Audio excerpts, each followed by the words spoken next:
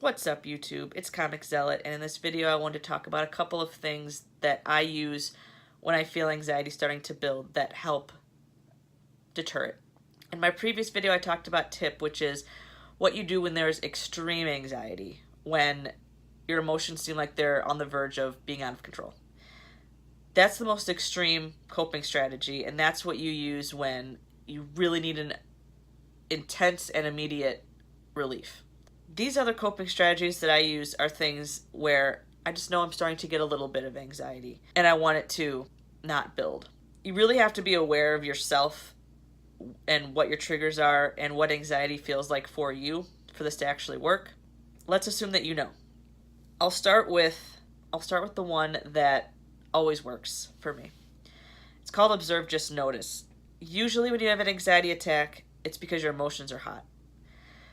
So you usually have to do something that's logical to get you back down to the center, because as you know, there are two sides of your brain, the left and the right, which is the logical and the emotional. So if you're having an anxiety attack, usually it's because your emotions are way over there and you got to bring them back. So you counter it with something from the other side of the brain. So what I do, if I feel anxiety building, I will focus on something in the room and I will focus on it for what it is and not any kind of judgment. For example, I will look at a clock and I'll just start counting the seconds. Pretty easy. Counting is very left brain or right brain. I don't know which one's which. Okay, it's the logical. It's a very logical thing to do, is to count. And it does make your anxiety go down a little bit. It really does. Because you're not focusing on whatever it is that your anxiety is causing. You're switching it and you're doing something very routine, and it balances your brain out somehow. I don't really know how. That's what Observe, Just Notice is. It's either, for me, it's counting. I mean, that's the example I always tell people, because that's the one that works for me, is counting things. Either counting, like I was in the urgent care the other day.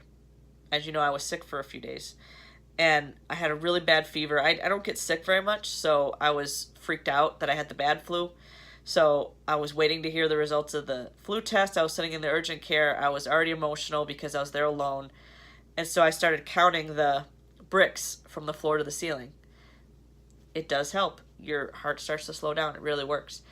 So that's what I would encourage. If you're starting to get an anxiety attack, and it's not like some full-blown one, and you don't need something as extreme as TIP, I would suggest doing an Observe, Just Notice, picking something in the room and either counting it or like saying really factual things about it, like the fan sitting on the floor right now is black.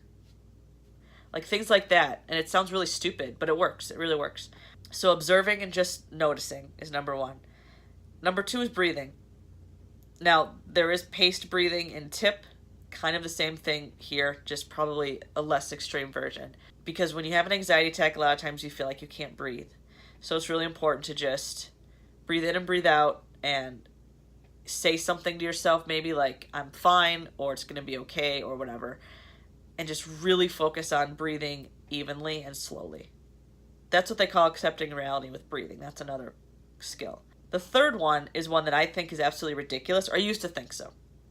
I used to think it was ridiculous, and I always tell the therapists that are in charge of my group that, because they love hearing it, because they knew I was really critical of it, and now I use it. It's called half smiling. And it sounds so stupid. I know you'll think it's stupid, but it's not. So if you're starting to feel anxious or angry or something at somebody or something, if you literally just curve your mouth up into a smile, like curve the ends of your mouth up a little bit, like a grin, like that, like super subtle, that little motion sends dopamine into your brain, and it helps you feel better. And it sounds so dumb and so not true, but it's true. Even if it's not like clenching your teeth and like pretending to smile, not that, like a legit curving the ends of your mouth up into a grin. It does work. Another one is usually when you're anxious, or at least when I am, you clench your fists. But if you just go like this, like if you're talking to someone that's making you upset, you're kind of going like this with your hands. If you just go like this, again, it does something to your brain, and it ignites that dopamine, and it helps you calm down. It releases the stress hormone. I don't know exactly what it does, but it helps. So that's kind of the same with half smiling. They just call this willing hands or something like that. So those are the 3 things that really help me, that I can do anytime. I don't need anything on me or with me to do it. Those things help alleviate anxiety a little bit. So again, it's observing, just noticing. So something in the room, either describing it factually or doing something like counting the number of whatever, windows, bricks, chairs, whatever it is. That's observe, just notice. Or breathing, just trying to regulate your breathing and just focus on that. And sometimes when I do this, when I'm trying to just focus on the breathing, I'll have my eyes closed and I'll picture something in my mind. Like, for me, I'm not very good at doing that, but what I can always picture is a flower. So I picture it like opening and closing, like a really colorful flower. That helps. Or the half smiling and awareness. So the half smiling is turning your mouth into a grin, or like willing hands. Those are the 2 things I can remember. So I hope one of these things can help one of you that sees this. These are not like distress tolerance or extreme emotion coping skills, but they're still important. It's good to be able to alleviate your anxiety when it's still small and manageable versus when it's out of control. It's harder to manage it at that point. So I hope that these things help you. They have helped me, which is why I wanted to make this video. Drop a like and or a comment below if you liked this video.